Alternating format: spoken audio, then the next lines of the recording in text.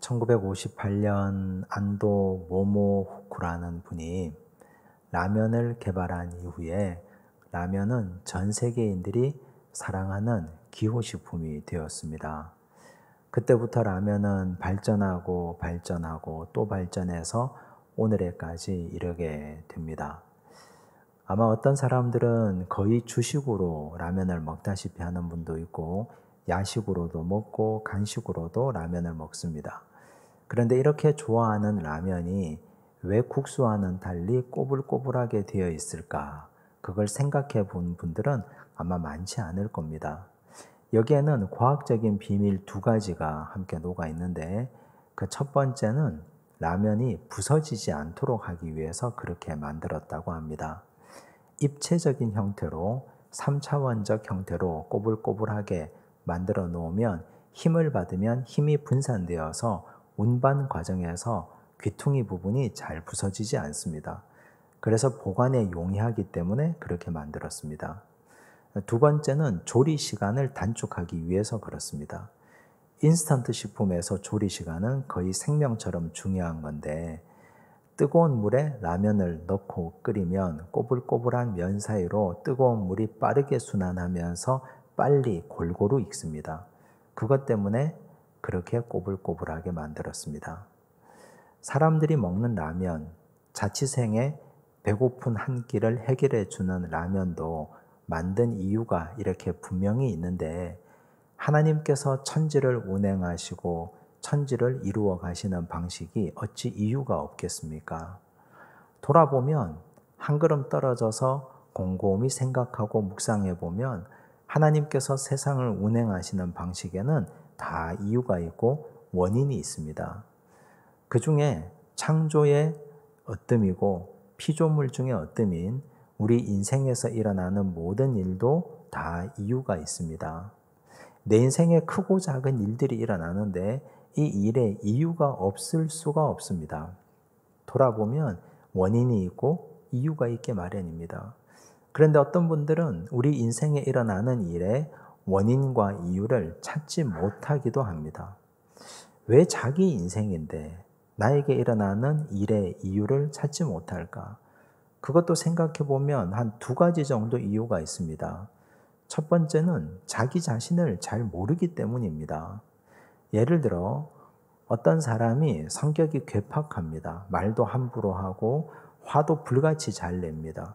그러면 그 주변에 누가 붙어 있겠습니까?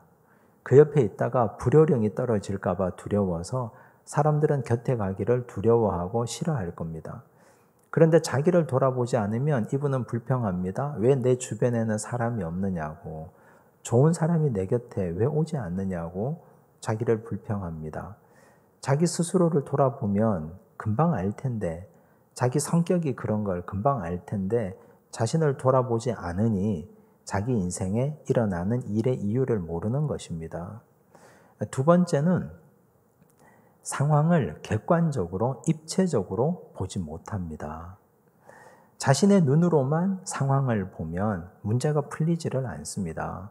타인의 눈으로 봐야 하고, 가족의 눈으로 봐야 하고, 공동체 식구들의 눈으로 봐야 하고, 또한 우리는 신앙인이기 때문에 하나님의 시선으로 우리 인생에 일어나는 일을 봐야 됩니다.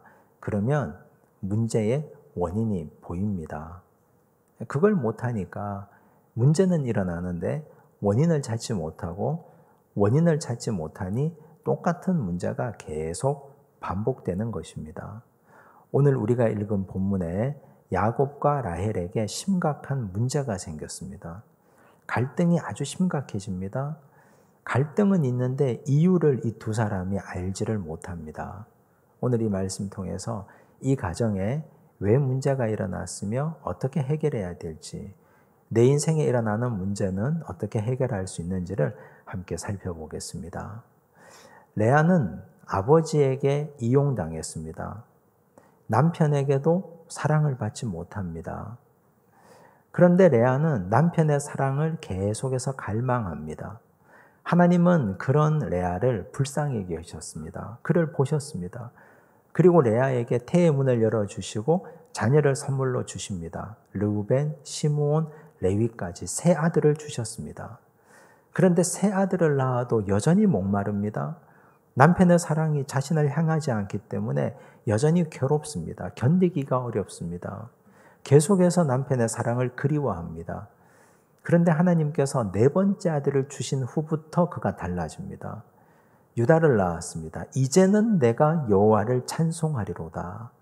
이제는 레아의 시선이 사람을 향하다가 하나님을 바라봅니다.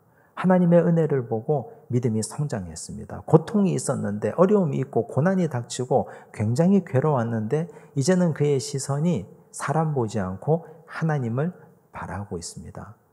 고통을 통해서, 어려움을 통해서 한층 깊어지고 믿음은 더 좋아지고 신앙이 성장했습니다. 반면 라헬은 어떻게 지냅니까? 라헬은 레아와의 다툼에서 승자 독식을 한 사람입니다.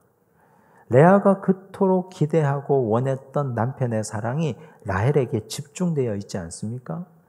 남편의 사랑은 철저하게 라헬 중심입니다. 그런데 이런 라헬도 가지지 못한 것이 있었습니다. 1절을 보십시오. 함께 읽습니다. 라헬이 자기가 야곱에게서 아들을 낳지 못함을 보고 그의 언니를 시기하여 야곱에게 이르되 내게 자식을 낳게 하라. 그렇지 아니하면 내가 죽겠노라. 충격적인 말을 합니다. 내가 죽겠노라.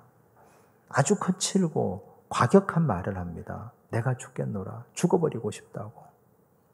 그런데 이걸 보면 지금 라헬은 행복하지 않습니다. 몹시 불행합니다. 도대체 무엇이 라헬을 이렇게 죽고 싶도록 불행하게 만든 것일까요? 라헬은 첫 번째, 완벽한 인생을 꿈꿨던 여인입니다. 창세기 29장 17절에 보면 레아와 라헬을 비교해서 설명하는데 레아는 시력이 약하고 라헬은 곱고 아리따웠다라고 기록하고 있습니다. 미모가 좋았습니다. 어릴 때부터 아름다웠습니다. 타고난 미모를 가지고 있었습니다. 남편의 사랑도 독차지하고 있었습니다. 세상에 어느 남자가 이 한 여인을 얻기 위해서 14년 동안이나 종처럼 일하겠습니까? 그런데 야곱은 라헬을 얻기 위해서 정말 종처럼 14년 동안이나 일했습니다. 그런데 딱 한 가지가 모자랐습니다. 자녀가 없었습니다. 그것 때문에 그녀는 죽고 싶다고 생각합니다. 아마 라헬은 이렇게 생각했을 겁니다. 내 품에는 아들을 안고 등 뒤에는 남편의 든든한 사랑이 배경이 되고 울타리가 되고 타고난 미모를 가지고 사람들에게 존경받고 사랑받으며 평생을 누리고 살고 싶다 생각했을 겁니다. 그런데 그 중에 딱 한 가지 안 되는 건 자녀가 없습니다.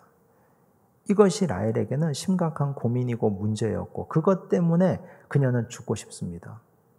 그런데 이렇게 되면 지금까지 베풀어 주신 하나님의 은혜가 뭐가 됩니까? 지금까지 하나님께서 라헬에게 부어준 것이 얼마나 많습니까? 타고난 외모를 주셨습니다. 야곱의 사랑을 하나님이 허락해 주셨습니다. 야곱은 라헬을 위해서 목숨을 걸고 시간을 들였습니다. 그런데 지금까지 내가 받아왔고 누려왔던 모든 일들은 하나도 감사하지 않습니다. 딱 한 가지 모자란 것 때문에. 딱 한 가지 내 인생에 자녀가 없는 것 때문에 나는 지금까지 하나님께 받은 은혜를 감사하지 않습니다. 여러분 이걸 신앙인이라고 말할 수 있습니까? 객관적으로 한번 보십시오. 라헬이 어떤 사람입니까? 다 가지고 있지 않습니까? 우리가 볼 때는 10가지 다 가지고 있는데 한 가지가 모자랍니다. 그런데 그 한 가지는 자기 인생에서 지금까지 가져왔던 모든 것을 다 부정하고 남을 만큼 그는 괴롭습니다. 여러분 이건 신앙인의 자세라고 말할 수 없습니다. 믿음의 사람들은 하나님께서 나에게 지금까지 베풀어 주셨던 은혜를 기억하고 감사할 수 있어야 됩니다. 신앙의 사람들은 나에게 한 가지 모자란 것조차, 결여조차, 부족한 것조차 오히려 은혜가 됨을 고백할 수 있어야 됩니다. 그건 억지로 되는 것이 아닙니다. 돌아보면, 성경 전체를 보면 결여된 것, 모자란 것이 오히려 축복이 된 경우가 굉장히 많습니다. 여러분 다윗을 보십시오. 다윗은 모자란 것이 굉장히 많은 인간이었습니다. 아버지 이새의 집에 사무엘 선지자가 방문한 적이 있습니다. 그 당시 가장 특별했고 탁월한 하나님의 사람이 자기 집에 왔습니다. 보통의 아버지 같으면 그 집에 있는 모든 식구들을 다 불러 모아서 사무엘에게 안수기도 받게 했을 겁니다. 그런데 그 시각 다른 형들은 다 그 집에 모여 있는데 다윗은 들판에서 양을 치고 있었습니다. 아버지에게도 인정받지 못했습니다. 아버지가 그를 불러들이지 않은 겁니다. 다른 7 형들은 다 그 집에 불러왔는데 다윗은 아버지가 아예 만나지도 부르지도 않았습니다. 그는 아버지에게도 사랑받지 못하고 인정받지 못하는 모자란 구석이 많은 사람입니다. 그런데 그는 그렇게 노래합니다. 시편 23편 1절에 여호와는 나의 목자시니 내게 부족함이 없다고. 부족한 게 왜 없습니까? 객관적으로 보면 부족한 것 투성입니다. 부족한 게 너무 많습니다. 아버지의 사랑도 부족하죠. 가지고 있는 능력도 부족하죠. 부족한 것이 너무너무 많은데 그런데 부족한 게 없다고 고백하는 이유는 하나님이 그와 함께 계시기 때문입니다. 하나님을 소유했기 때문에 하나님이 그와 함께 있기 때문에 그는 부족함이 없다고 고백하고 있습니다. 은혜가 있기 때문에. 은혜가 넘치면 지금까지 가지고 있는 이 모든 것이 감사가 되고 은혜가 없으면 다 가져도 부족한 것이 됩니다. 그런데 진짜 다윗이 모든 것을 다 가지게 되었습니다. 통일 이스라엘의 왕이 됩니다.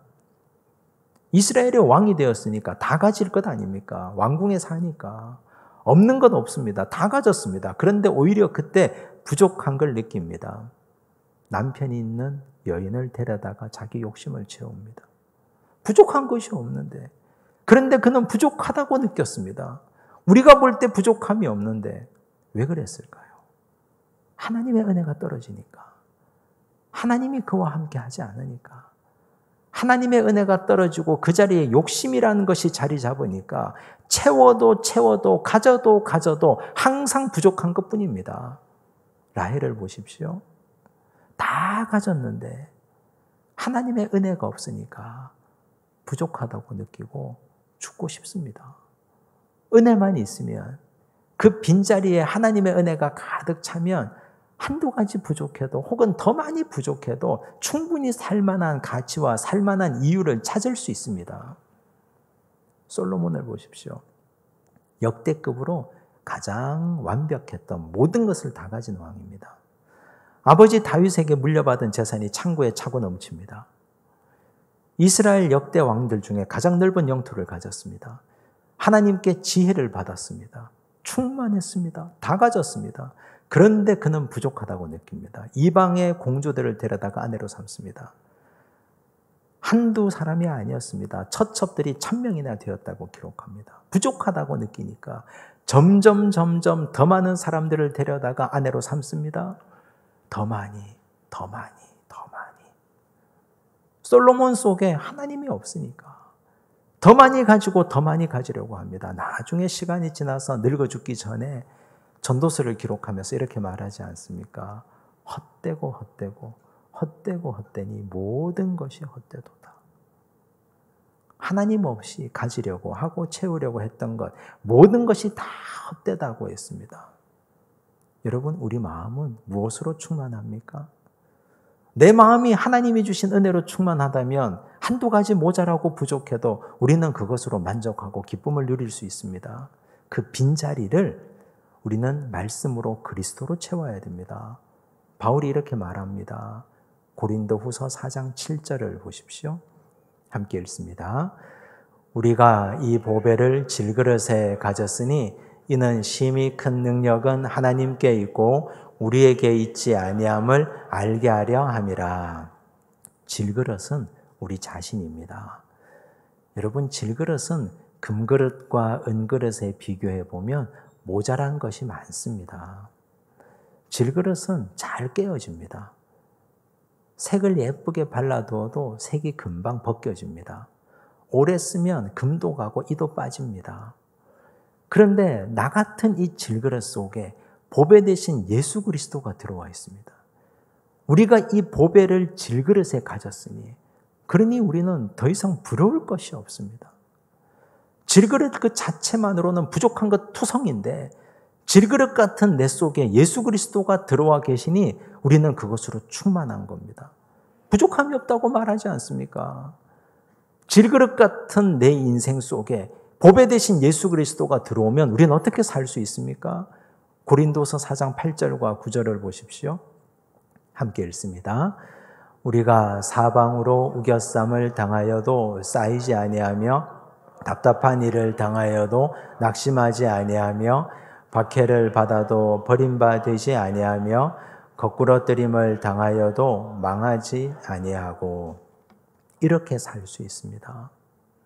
우리 속에 보배 대신 예수 그리스도가 들어와 있으면 외부로부터 주어지는 수많은 핍박과 고난과 환난에도 보배 대신 예수가 나와 함께 있기 때문에 우리는 안전하고 문제가 없습니다. 그런데 하나님이 없으면, 예수 그리스도가 내 마음 중심에 없으면 다 가져도 한 가지 부족한 것 때문에 죽고 싶습니다.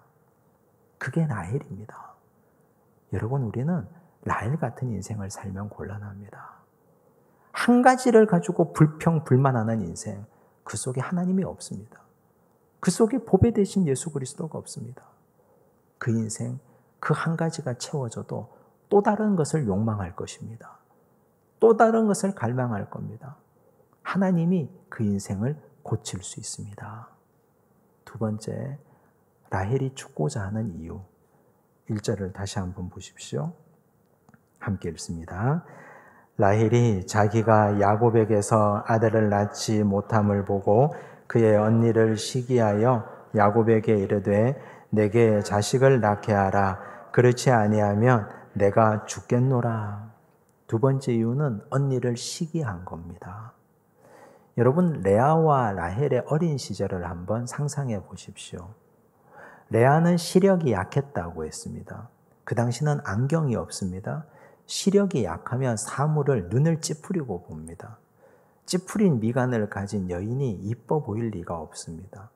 갈수록 눈은 점점점 작아져 보입니다. 어른들이 비교했을 겁니다. 너는 왜 그렇게 인상을 찌푸리고 보니? 레아는 이쁘지 않고 라헬은 이쁩니다. 곱고 알이 답다 했습니다. 사람들이 비교했을 겁니다. 똑같은 자매인데 한 여인은 아름답고 한 여인은 그렇지 못합니다.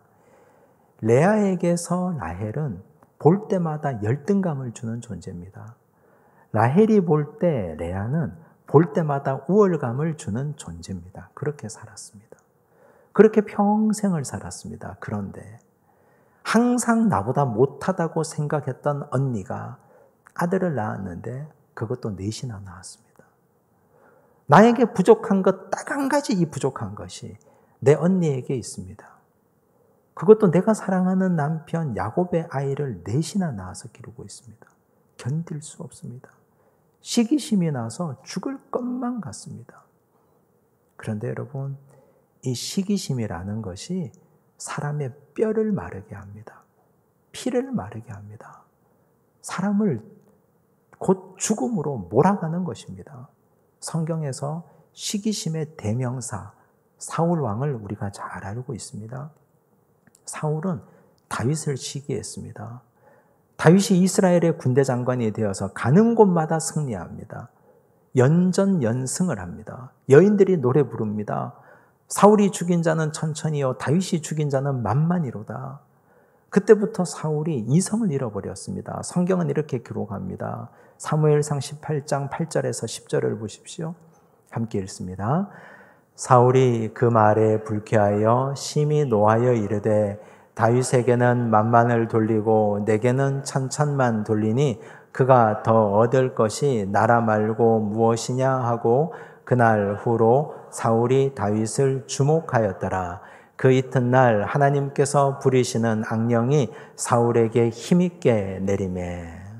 여러분, 사울이 다윗을 주목하였더라는 말이 중요합니다. 사울이 다윗을 주목한 이유가 뭘까요? 사랑해서? 좋아해서? 그렇지 않습니다. 시기해서입니다. 시기하는 대상이 생기면 그 사람을 주목합니다. 그 사람이 어디를 가는지, 무엇을 하는지, 누구를 만나는지, 그 누군가를 만나서 어떤 대화를 나누는지, 무엇을 먹는지, 거기서 어떤 말이 오갔는지를 계속해서 관찰하고 주목합니다. 소문의 근원지를 긁어냅니다. 혹시 그 공동체에서 나를 욕하는 것은 없는지 계속해서 그를 주목하고 따라다닙니다. 그러니 그런 과정에서 악령이 힘있게 그에게 내렸습니다. 그런데 왜 악령이 그에게 힘있게 내리는가? 사울은 왕 아닙니까? 하나님을 주목해야 될 사람입니다. 하나님을 바라봐야 될 사람입니다. 그의 눈이 하나님을 바라보고 그의 눈이 하나님의 말씀을 읽고 주목해야 될 것은 하나님이고 하나님의 백성들이고 하나님의 말씀인데 주목해야 될 것은 주목하지 않고 바라봐야 할 것은 바라보지 않고 시기할 대상을 쫓아다니고 바라보고 그를 주목하고 묵상하고 있으니 사탄이 거기에 틈타지 않겠습니까? 우리 마음속에 사탄이 틈타는 방식은 바로 이런 방식입니다. 내가 누군가를 시기하고 내가 누군가를 미워하면 그 사람을 우리의 눈이 계속해서 따라다닙니다. 그가 뭘 하는지, 누구를 만나는지, 어느 공동체에서 무엇을 먹는지 우리는 계속해서 그 소문에 귀를 쫑긋 세웁니다. SNS를 팔로우하고 그 사람이 오늘 어디를 갔는지, 어떤 음식을 먹었는지를 계속해서 관찰합니다. 왜 그런 짓을 하는 겁니까? 왜 그걸 하고 있습니까? 거기서 말을 만들어내고 소문을 만들어내고 사람들에게 그 사람을 뒷담화하고 험담하고 왜 그런 일을 합니까? 우리 인생은 시간이 부족한 인생입니다. 하나님을 주목하고 하나님을 바라봐도 이 시간이 얼마나 부족한지 모릅니다. 그런데 이 한정된 시간 안에서 왜 내가 시기하는 사람을 주목합니까? 그러니 거기에 사탄이 틈탑니다. 내 마음에 사탄이 들어오게 하려거든 남을 시기하십시오. 우리 가정에 사탄이 뛰어놀도록 하려면 남을 주목하십시오. 그러나 그게 아니라면 하나님을 바라보셔야 됩니다. 그 시간에 하나님 바라보고 그 시간에 말씀 읽고 그 시간에 하나님의 영을 사모하셔야 됩니다.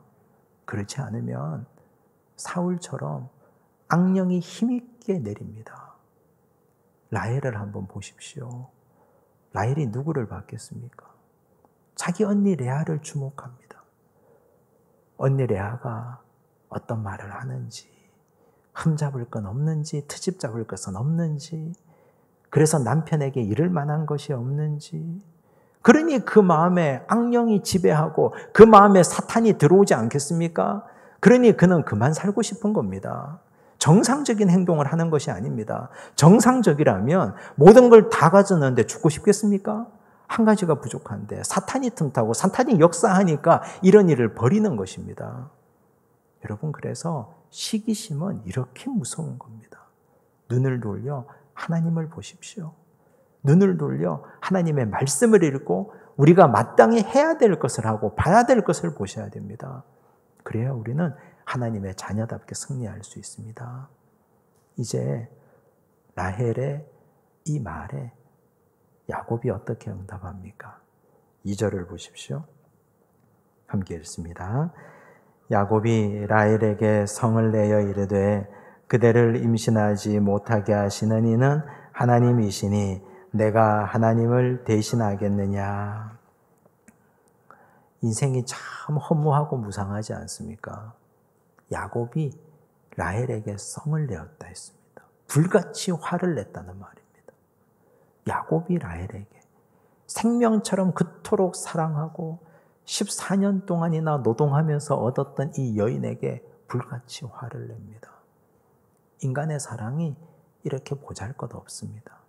그 가운데 하나님이 계시지 않으면, 그 가운데 하나님이 마음속에 좌정하지 않으면 인간의 사랑은 시간이 지나면 식고 사라지고 증오와 미움만 남게 되어 있습니다.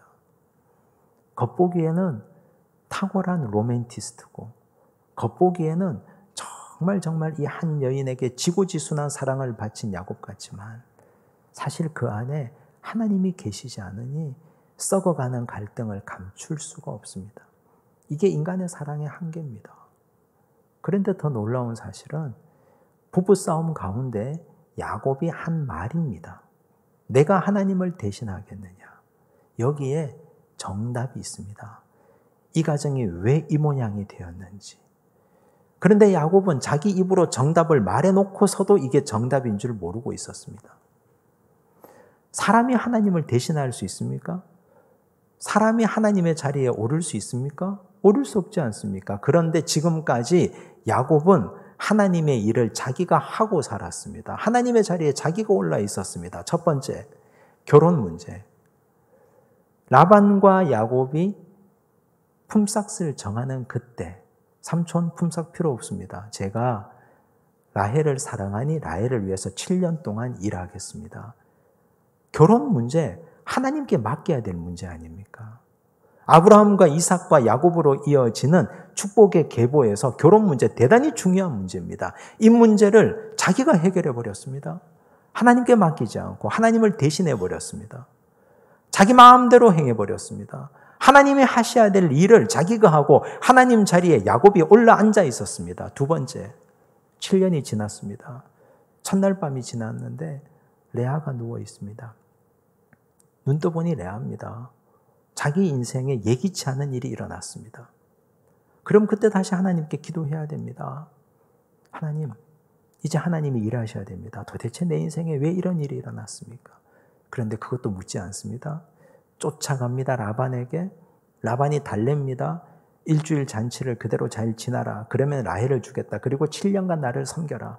그것도 덥석 받아버렸습니다. 그때도 하나님을 대신해 버렸습니다. 야곱이 하나님께 묻지도 않고 하나님 자리에 자기가 올라앉아 있었습니다. 그것 때문에 이 집이 이 꼴이 된 겁니다. 자기 입으로는 이렇게 말하면서도 행동은 그렇게 하지 않습니다. 세 번째 문제입니다. 3절과 4절을 보십시오. 함께 읽습니다. 라헬이 이르되 내 여종 비라에게로 들어가라.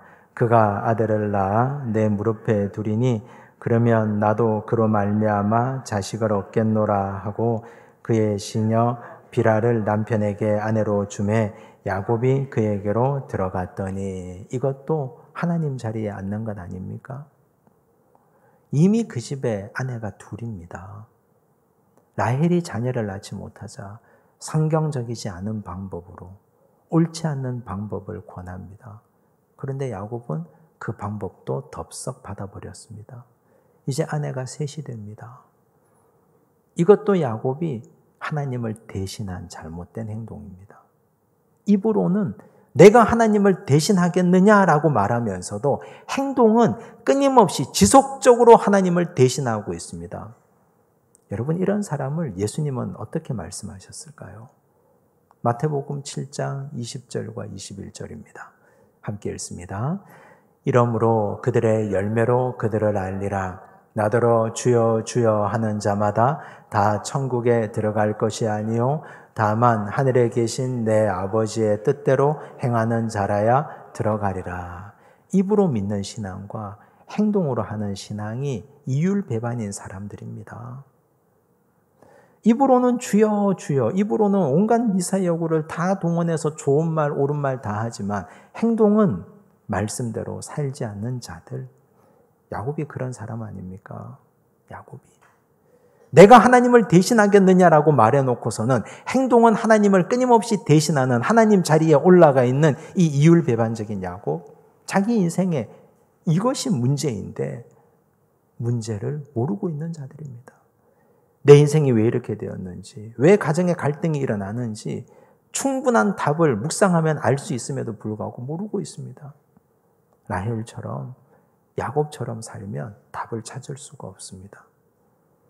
결여된 것 하나님의 은혜임을 알고 감사해야 됩니다. 부족한 자리 하나님의 은총으로 채워가시기 바랍니다. 남을 시기해서 그 사람을 바라보지 말고 하나님을 주목해서 바라보십시오. 하나님을 대신하는 자리에 서지 말고 하나님께 모든 것 의탁하시는 지혜로운 하나님의 자녀들 되시기를 바랍니다. 기도하겠습니다. 하나님 아버지 감사합니다. 주여, 우리 인생에 일어나는 여러 가지 문제들이 있습니다. 이 문제들을 우리 스스로 답을 찾아가기 원합니다. 그러나 우리가 우리 스스로를 살피지 않고 문제를 객관적으로 보지 않아서 답을 찾지 못할 때가 많았습니다. 라헬처럼 모든 것 다 가져도 한 가지 때문에 죽고 싶어하는 마음 들지 않도록 도우시고 오직 하나님 한 분으로 충만한 인생 살아가게 하여 주시옵소서. 남을 시기하고 그를 바라보지 않도록 도우시고 오직 하나님 한 분만 묵상하며 바라보며 하나님의 말씀을 주목하여 바라보게 하여 주시옵소서. 하나님을 대신하는 무서운 죄 범하지 않도록 도우시고 하나님 자리를 비워두고 나는 나의 자리에서 성실히 주의 일을 감당하게 하여 주시옵소서. 모든 말씀 예수님 이름으로 기도드리옵나이다. 아멘.